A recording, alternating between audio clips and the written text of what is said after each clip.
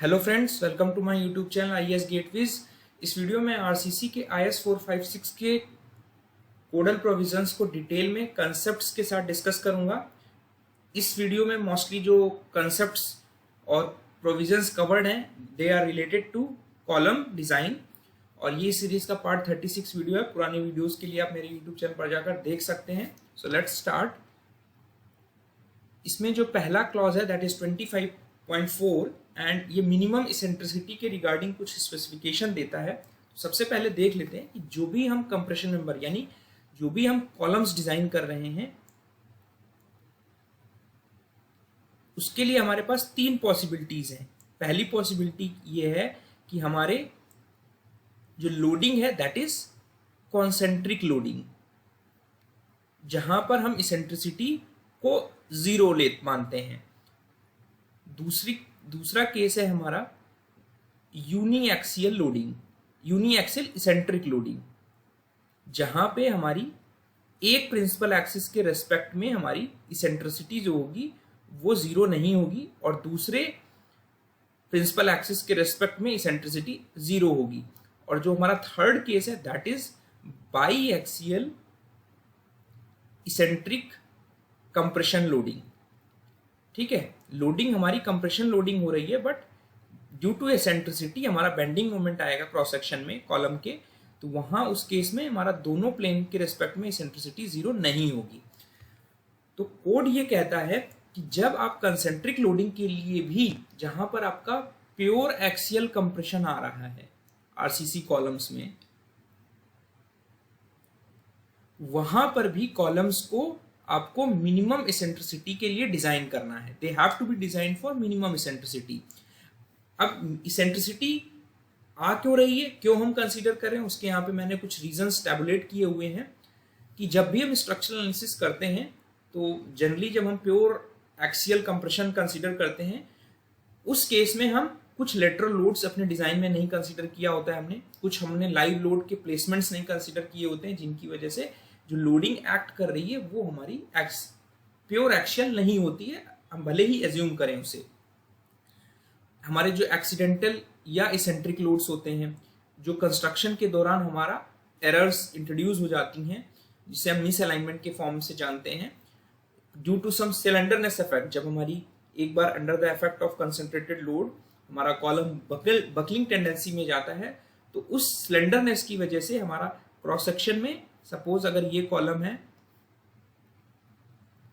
तो जैसे ही हमारा ये बकलिंग शेप में जाएगा तो किसी भी सेक्शन पे हमारी ऑलरेडी यहां पर इसेंट्रिसिटी की वजह से यहां पर मोमेंट्स आने लगेंगे, जिसे आप सेकेंडरी इफेक्ट्स ऑफ मोमेंट्स बोलते हैं, सेकेंडरी इफेक्ट्स ऑफ लोड्स बोलते हैं। जब ड्यूरिंग दी सर्विस लाइफ आपका जो लोड है जो कि प्योर एक्सियल कंप्रेशन में था but it is inducing moments in the cross section of the column during the service life. इस चीज को कैटर करने के लिए हम जब कॉलम इनिशियली डिजाइन कर रहे हैं कंसेंट्रिक लोडिंग के लिए, तो आपको मिनिमम इसेंट्रिसिटी के लिए अपने कॉलम्स को डिजाइन करना है फॉर द सेफर साइड। ठीक है, तो यहां पर जो मैंने लोड दिखाया हुआ है this is under the by axial eccentric compression loading. ठीक है, ये हमारा एक्स एक्सिस जो है प्रिंसिपल मेजर एक्सिस है और ये हमारा वाई एक्सिस जो है this is minor principal axis. ठीक है, और इसके रेस्पेक्ट में वाई एक्सिस के रेस्पेक्ट में हमारी जो इसेंट्रिसिटी है यहाँ पर ई वाई है और ये इसेंट्रिसिटी एक्स डायरेक्शन के रेस्पेक्ट में ई एक्स है। तो कोड ये कहता है कि ये इसेंट्रिसिटीज के लिए आपको कंसेंट्रिक कॉलम्स के लिए भी आपको डिजाइन करनी है। तो कोड जो है प्योर एक्सियल लोडिंग के लिए हम तब मानेंगे जब हमारी जो इसेंट्रिसिटी है that will be less than x minimum और ई वाई मिनिमम। ठीक है, तो जब भी आपको डिजाइन करनी है तो आपको ये इंश्योर करना है कि आप मिनिमम इतनी इसेंट्रिसिटी के लिए अपने कॉलम्स को डिजाइन कर रहे हो। कोड कहता है फॉर सर्कुलर, ये जो फॉर्मूलेज हैं this is applicable for circular, rectangular और स्क्वायर कॉलम्स के लिए ये फॉर्मूले एप्लीकेबल हैं। ठीक है, जहां पे L जो है दिस इज अनसपोर्टेड लेंथ। पिछले वीडियो मैंने आपको एक्सप्लेन किया था कि अनसपोर्टेड लेंथ का क्या मतलब है, और L/500 plus dx/30। dx means जो हमारा प्रिंसिपल मेजर एक्सिस है उसके परपेंडिकुलर जो डायमेंशन है, lateral dimension, that is dx, और जो y एक्सिस है उसके परपेंडिकुलर जो डायमेंशन है वो हमारी dy है। तो जिस एक्सिस के रेस्पेक्ट में आप एसेंट्रिसिटी कंसीडर कर रहे हो उसके ही रेस्पेक्ट में आपका जो लेटरल डायमेंशन है वो कंसीडर करना है, because ex is parallel to dx। और R20 mm whichever is greater, इसका मतलब ये हुआ कि आपको मिनिमम एसेंट्रिसिटी जिसके लिए कॉलम को डिजाइन करना है दैट इज 20 mm। अगर 20 mm से ये वैल्यू जो आपने कैलकुलेट की based on the geometrical configuration of the column in the structure, वो वैल्यू इससे कम आ रही है, मान लेते हैं अगर इससे 18 mm आ रही है, तो आपको 20 mm के लिए कम से कम कॉलम को डिजाइन करना है, भले ही कंसेंट्रिक लोडिंग है, to take care all those factor जो कि मैंने ऊपर एक्सप्लेन किए। तो ये एक एस्पेक्ट हो गया। कुछ और हमारे कोड्स हैं अदर देन IS 456, वो ये कहते हैं कि जैसे कि American society for concrete institute जो है ASCI जिसे आप पढ़ते हैं, वो ये कहता है कि नॉन रेक्टेंगुलर या नॉन सर्कुलर कॉलम्स के लिए जब आप डिजाइन कर रहे हो तो आपको जो मिनिमम एसेंट्रिसिटी लेनी है that can be taken as LE/300 और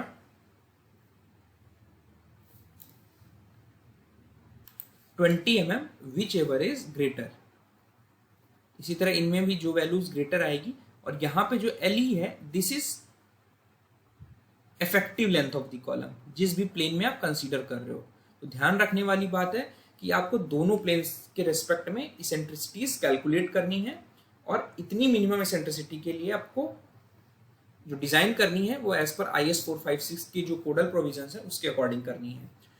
तो ये कंडीशन हमारी पहली हो गई। दूसरी कंडीशन ये है कि वेयर बाई एक्सियल बेंडिंग, यानी इसेंट्रिसिटी एक्चुअल में जो हमारी EX और EY है वो हमारी मिनिमम इसेंट्रिसिटी से ज्यादा होगी, बिकॉज वहां पे हमारी एक्चुअल में बाई एक्सियल बेंडिंग हो रही है। तो हमें we have to take the moments in consideration for design purpose. It is sufficient to ensure that eccentricity exceeds the minimum about one axis at a time. तो यहाँ पर यही चीज लिखी है, जो एक्चुअल में हमारी एसेंट्रिसिटी होगी बाई एक्सियल बेंडिंग में वो हमारी मिनिमम एसेंट्रिसिटी से ज्यादा ही होगी, because minimum eccentricity is corresponding to concentric loading case. तो this is very important aspect, आपको ध्यान रखने की जरूरत है। उसके बाद आते हैं हमारा नेक्स्ट जो क्लॉज है, this is regarding the requirements governing reinforcement and detailing, कि हमारी जो रेनफोर्समेंट आप प्रोवाइड कर रहे हो RCC मेंबर्स में उनको कैसे में प्लेसमेंट करना है, क्या स्पेसिंग रहेगी, किस टाइप के बार्स यूज करना है, क्या ग्रेड्स के बार्स यूज करना है। तो this is all covered in the detailing of the reinforcement.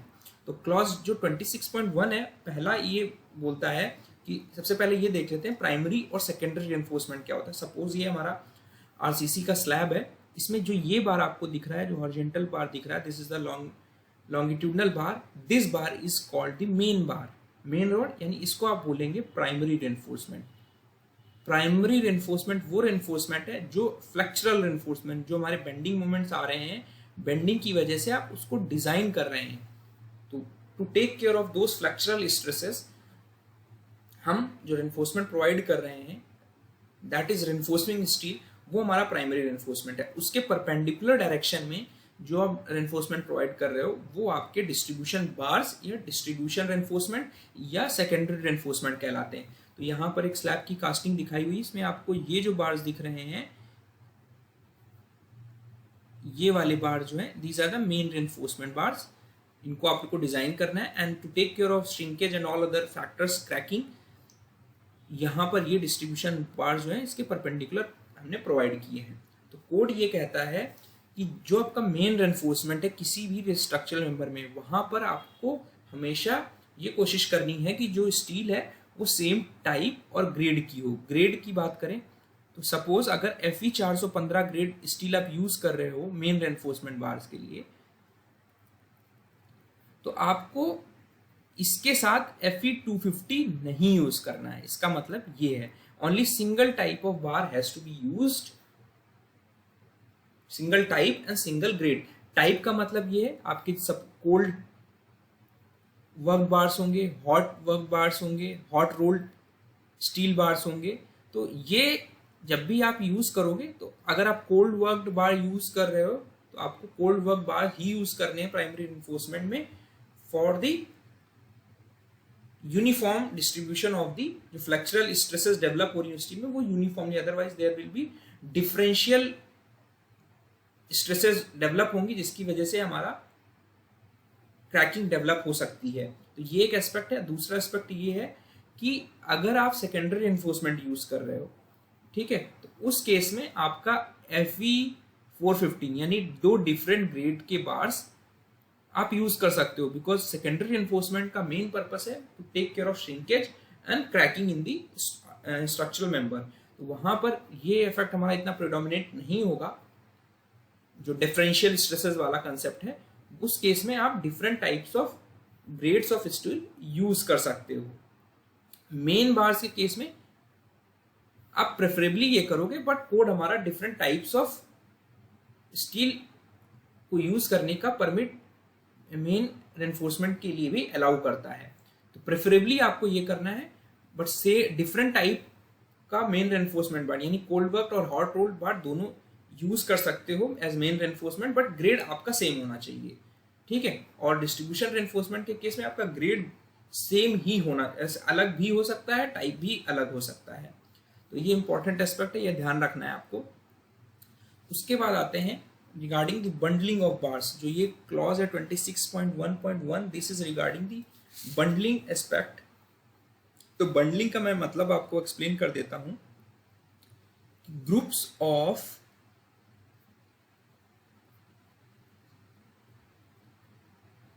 Parallel reinforcing bars जो कि आपस में कांटेक्ट में रहेंगे और एक सिंगल यूनिट की तरह एक्ट करेंगे under the action of the loads. और जो मैक्सिमम नंबर ऑफ बार्स हैं जो हम बंडल कर सकते हैं, this is 4। This is exam point of view से इंपॉर्टेंट है कि आप मैक्सिमम 4 बार एक साथ बंडल कर सकते हो, यानी एक साथ आप उनको यूज कर सकते हो कॉन्टैक्ट में रखकर। तो अगर यहाँ पर देखें एक्चुअल फिजिकल स्ट्रक्चर्स में, तो यहाँ पर आप देख रहे हैं एक हमारा बार ये है, एक बार ये, इन दोनों को आपने कॉन्टैक्ट किया हुआ और यहाँ पर टाइस से बांध रखा है, ठीक है। This is very important aspect कि जब भी आप बंडल बार यूज कर रहे हो तो आपको टाई या स्ट्रिप से उनको होल्ड करना है properly, so that under the action of the load वो हमारे एक साथ एक यूनिट की तरह बिहेव करें। अदरवाइज वो जो पर्पस होगा प्रोवाइड करने का वो फॉरफिट हो जाएगा। अब ये बंडल बार्स हम प्रोवाइड क्यों करते हैं? कभी कभी होता क्या है कि इस जो हमारी स्ट्रक्चरल रिक्वायरमेंट होती है वहां पर रेनफोर्समेंट की रिक्वायरमेंट ज्यादा होती है, यानी एक क्रॉस सेक्शन में हमें काफी ज्यादा रेनफोर्समेंट प्रोवाइड करना होता है। तो उस केस में हम 2 बार्स को या 3 बार्स को या 4 बार्स को एक साथ बंडल कर देते हैं, डिपेंडिंग अपॉन कितना रेनफोर्समेंट हमें पर्टिकुलर क्रॉस सेक्शन में प्रोवाइड करना है, सो दैट हमारा जो स्पेसिंग क्राइटेरिया है वो बना रहे और हम एडिक्वेटली रेनफोर्समेंट के साथ साथ जो कंक्रीट का प्लेसमेंट है प्रॉपरली कॉम्पैक्ट करने के लिए जो सफिशिएंट स्पेसिंग है वो हम मेंटेन कर पाए। अदरवाइज अगर हम through out the cross section को डिस्ट्रीब्यूट कर देंगे तो हमारी स्पेसिंग की रिक्वायरमेंट कंप्रोमाइज हो जाएगी, जिससे हमें कंक्रीट को प्लेसमेंट करने में दिक्कत होगी, ठीक है। तो ये एक एस्पेक्ट है। और जो नंबर ऑफ बार्स की बंडलिंग रिक्वायरमेंट है, this is based on the जो बॉन्ड स्ट्रेस डेवलप हो रहा है उसको ध्यान में रखते हुए किया गया, बिकॉज जैसे ही आप बंडल करते हो तो आपका जो कॉन्टैक्ट एरिया है एक तरीके से वो रिड्यूस हो जा रहा है, बिकॉज ये कॉन्टैक्ट एरिया आपका आपस में जुड़ा हुआ है, तो ये हमारा बॉन्ड स्ट्रेंथ डेवलपमेंट में पार्टिसिपेट नहीं करेगा। सपोज अगर 3 बार से आप बंडल कर रहे हो तो ये जो आपका अंदर का कॉन्टैक्ट एरिया है, this will not participate in the development of bond strength. तो इस वजह से तो ये जो लिमिटेशंस दी गई हैं 4 बार्स की, this is based on the experimental evidences. हमने एक्सपेरिमेंट्स कंडक्ट किए हैं और इसके बेसिस पर ये चीजें दी गई हैं, सजेस्ट की गई हैं कि आपको मैक्सिमम 4 बार यूज करना है, अदरवाइज आपकी जो स्ट्रेंथ डेवलपमेंट है वो कंप्रोमाइज होगी। और इसको मैं फर्दर बॉन्ड स्ट्रेस जब आपको एक्सप्लेन करूंगा तो वहां पर फर्दर बंडल्ड बार में बॉन्ड स्ट्रेसेस कैसे कम ज्यादा हो रही है हमारी, वो मैं आपको एक्सप्लेन कर दूंगा। तो इंपॉर्टेंट एस्पेक्ट ये है कि 4 बार से आपको मैक्सिमम यूज करना है, ठीक है, यूज कर सकते हो। और जो बंडल्ड बार्स हैं आप यूज कर रहे हो, ये हमारे 2 बार्स हैं जो बंडलिंग में आप यूज कर रहे हो, they shall be tied together to ensure that bars remaining together, मतलब हमेशा उनको टाई करके रखना है, अदरवाइज वो हमारे during the course of loading या during the course of concreting वो अलग हो जाएंगे, तो हमारा पर्पस फॉरफिट हो जाएगा। ठीक है। और एक और इम्पॉर्टेंट चीज है कि bars larger than 32 mm diameter shall not be bundle. Means अगर हमारा रेनफोर्सिंग बार का जो डाया है वो हमारा 32 mm से ज्यादा है तो बंडलिंग इज नॉट परमिटेड। ठीक है, ये चीज ध्यान रखनी है आपको। 32 mm के डायमीटर के बार से ज्यादा अगर आपके रेनफोर्समेंट बार्स हैं तो आपको बंडलिंग नहीं करनी है, एक्सेप्ट इन कॉलम्स। कॉलम्स में इसलिए नहीं कर सकते हैं बिकॉज वहां पे हमारा जनरली जो प्रीडोमिनेंट फोर्सेस होती हैं वो एक्सियल कंप्रेशन होती हैं, तो वहां पर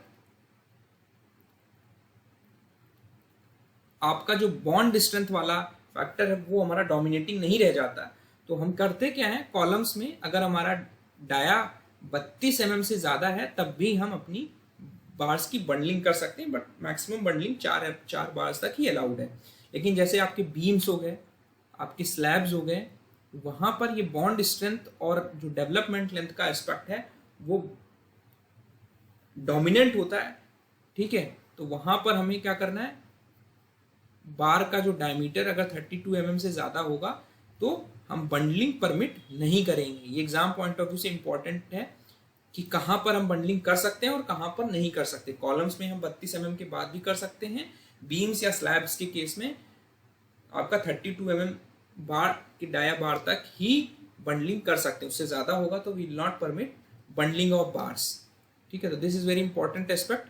और यहाँ पर जो स्पेसिंग रिक्वायरमेंट है, जब डिटेलिंग ऑफ रेनफोर्समेंट आप करते हैं तो जो स्पेसिंग प्रोवाइड करते हैं बार्स के बीच में, तो कोड जो हमारा स्पेसिंग क्राइटेरिया देता है वो बेस्ड ऑन सिंगल डायमीटर बार देता है। तो अगर हम जब बंडल कर रहे हैं, सपोज ये 3 बार्स का एक बंडल है, तो आपको जो स्पेसिंग प्रोवाइड करनी है इसके इक्विवेलेंट जो सिंगल डायमीटर बार बन रहा है इसके हिसाब से आपको स्पेसिंग क्राइटेरिया को चेक करना है एक्चुअल स्ट्रक्चर में।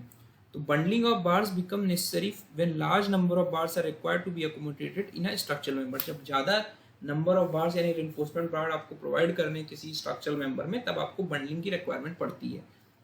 और जो 26.1.2 पैरा है ये कहता है कि आपको अगर अर्थक्वेक रेजिस्टेंस बिल्डिंग्स के लिए डिटेलिंग करनी है, रेनफोर्समेंट करना है, तो आपको IS 13920 कोड के कंसिडरेशंस को फॉलो करना होगा जहां पर भी वो एप्लीकेबल होंगे। तो ध्यान रखने वाली बात है कि अर्थक्वेक रेजिस्टेंस कंस्ट्रक्शन के लिए हमारी एडिशनली हमको 13920 के प्रोविजंस को कंप्लाई करना होगा। आई होप मेरा वीडियो आपको पसंद आया होगा। इस तरह की वीडियोस में फर्दर बनाता रहूंगा। Thank you.